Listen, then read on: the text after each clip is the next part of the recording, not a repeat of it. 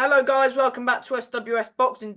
Delighted to be joined with Hashim Rehman. He is now 7-0, and yeah, good to get you back on the channel when it's fight week for him. He's got Joe Howarth over six rounds. Joe is 8-1, and that's on the undercard of Jack Flatley v Ryan Amos. So yeah, good to get you back on, mate. It's been a while, but yeah. Yeah, thank you for having me again. Yeah, been a while, and yeah, now I'm in with a proper challenge. It happened at 10 p.m. last night, where I was getting calls saying that opponents pulled out. My previous opponent was also meant to be a step up.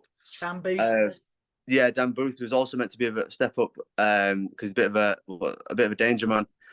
But like I say, 10 o'clock last night, he's dropped out, so we're trying to find someone, scrambling for someone.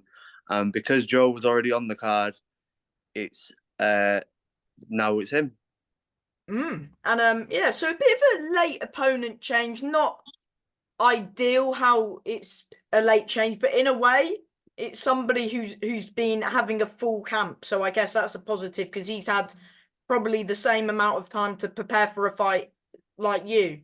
Yeah, he will have. Like I say, it's a real challenge. I have been saying that I want a bit of a challenge. I want to step up now. I want to have exciting fights, and couldn't have more exciting than this. I've watched Joe a few times. I've seen him spar. He's good and should be really exciting. I mean, I'm looking forward to this fight. Of course, yeah, it's 6 rounds. You've both done the six before. Yeah, I mean, he is 8-1. You're 7-0. Who do you feel like the pressure's on more, or do you just think that it's a 50-50 fight and there's just pressure on both of you? To be honest, I think it's pressure on both of us because we haven't necessarily been preparing for each other specifically. It's pressure on both of us that it's a late change for both of us. We're both taking, a risky 50-50 fight, and I know he's already done that before and he came up short once, but for me as well, it's his second chance at fighting another 50-50, where it's my first one. So I think there's pressure on both of us, to be honest. Fair enough. I mean, you did. I would say you sort of had I would say sort of a 50-50 fight against Benjamin Lamptey, who was Oh like yeah. 11-5 on your debut. I mean, that's a tough debut that not many people would take, but you took that one. Yeah, well, again, opponent changes last minute. Like I think 2 or You're 3 just days prepared for before. cancellations, aren't you, mate? That's it. Do you know what? When it happens, it doesn't phase me anymore, really, as such. But yeah, on my debut, I remember again, late opponent, and they said, right, this is the guy, or you might not fight. And I sold a load of tickets and blah blah blah, and everyone was looking forward to it. So I just thought, yeah, go on then, why not? And same again here. I've got my friends, my family coming down, and it's it's closer to his home really. But I've got my friends and family coming down, and yeah, why not? I want to challenge myself. I've been calling for a challenge, so this is exactly that. hmm What do you make of your opponent, Joe Humworth? Humworth, is it? Howarth. Howarth. Yeah, of course he has got that one defeat to his name, but that was a 50-50, as you said a minute ago. It was Yeah, against a Scottish fighter and Josh Sandford. yeah. I'm not sure if you've seen the fight, but it was 77-75, and in my opinion, it could have gone either way. It was close. Yeah. I've watched a bit of it, and yeah, I don't think it was massively one-sided or anything like that from what I watched. And what I think of Joe, I think he's good. I think like I said, I've watched him, seen him spar and stuff. I think he's good. I think he's strong. But I always have confidence in myself. Do you know what I mean? I just think I'm, that bit better. Well, you were training for Dan Booth, who so you were training for like a 50-50, somebody who was gonna um come to win, because I've seen Dan Booth quite a few times, and he goes, I would say slightly now he's taking more fights like in the Yeah. away corner, but he always comes for a tear up. I've seen him quite a few times, and if you're not on the ball, Dan Booth is there to cause the upset. But it would, in a way, is it good that you were preparing for a 50-50 as yeah. Yeah. So, like I say, I was preparing for, a hard fight, and I was preparing for one that was, a step up, and so the preparation, it's not been an issue at all because I've been sparring well. I've been sparring high level people, so it's been going well. So yeah, no, you're right. It does. The preparation wouldn't really have been much different even if we knew about this earlier. Hmm. How would you compare Joe's style to Dan Booth? Do you think they're two like sort of different? I would say they're different fighters personally. Like Dan's more a fighter who's in your face, sort of doesn't give you space to breathe, sort of fighter. And Joe, I would say he's sort of a boxer, sort of more of a back foot sort of fighter, I would say. To be honest, from what I've watched of Joe, is a lot of he's a pressure fighter as well. When he starts coming forward, he really comes forward and he He throws a can lot of do both punches. though, in a sort of way, because I've seen him box on the back foot as well. Yeah. So the coming forward bit, at least I was definitely preparing for that with Dan Booth, but the back foot bit, it's like I said, I've been sparring high level people, and it's not something that really phases me, to be honest.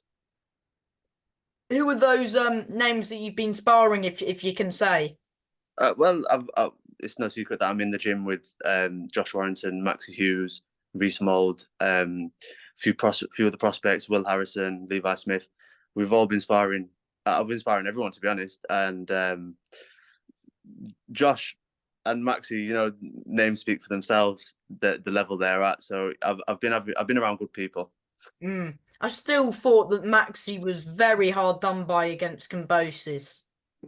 So does everyone, really. Everyone thinks the same, and it's still a thing, a point of controversy. But hopefully he's got another fight coming up in Vegas, and Who's he we've got fighting? The Peda? Zepeda, yeah.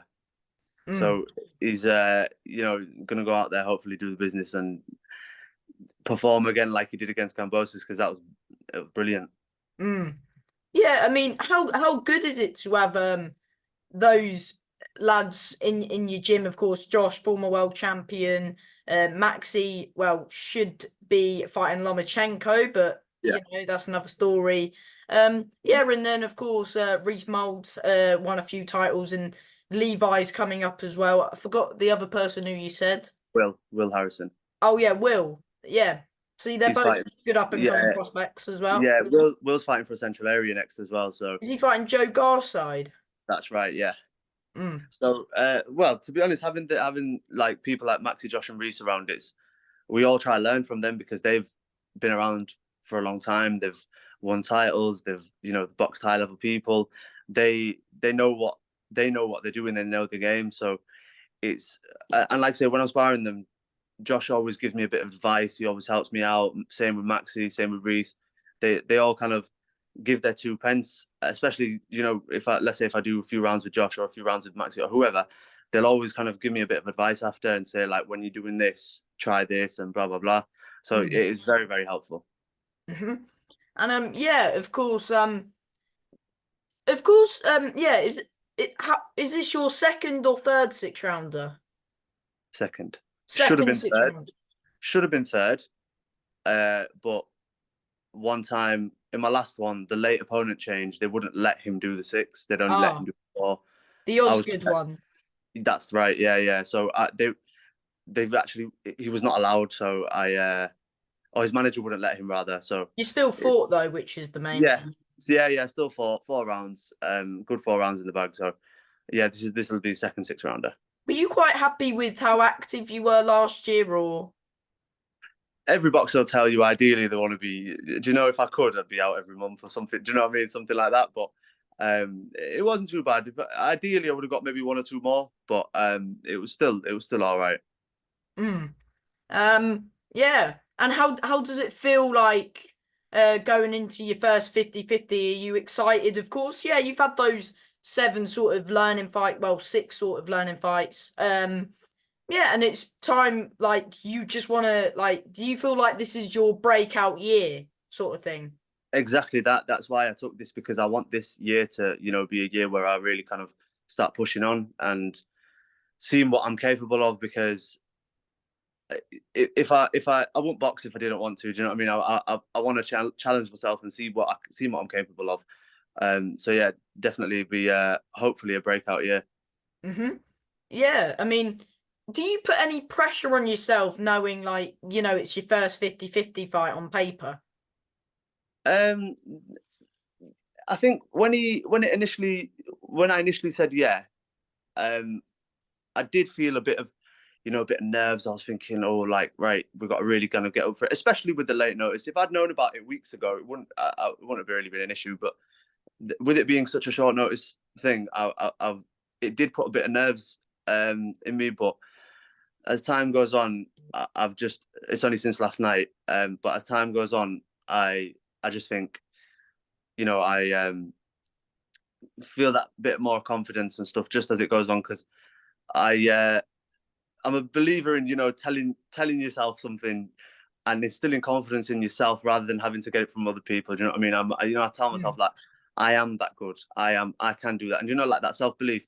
So yeah, there's obviously there's a bit of nerves, there's excitement.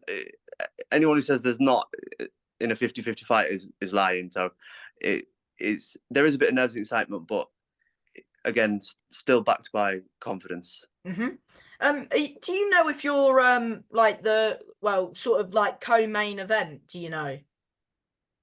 I don't. I'm not sure, but I would imagine we are now.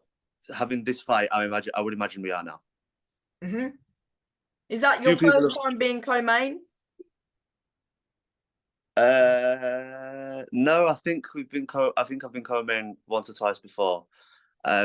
They from what a few people have said to me that this is better than the main event. So, hopefully it lives up to it.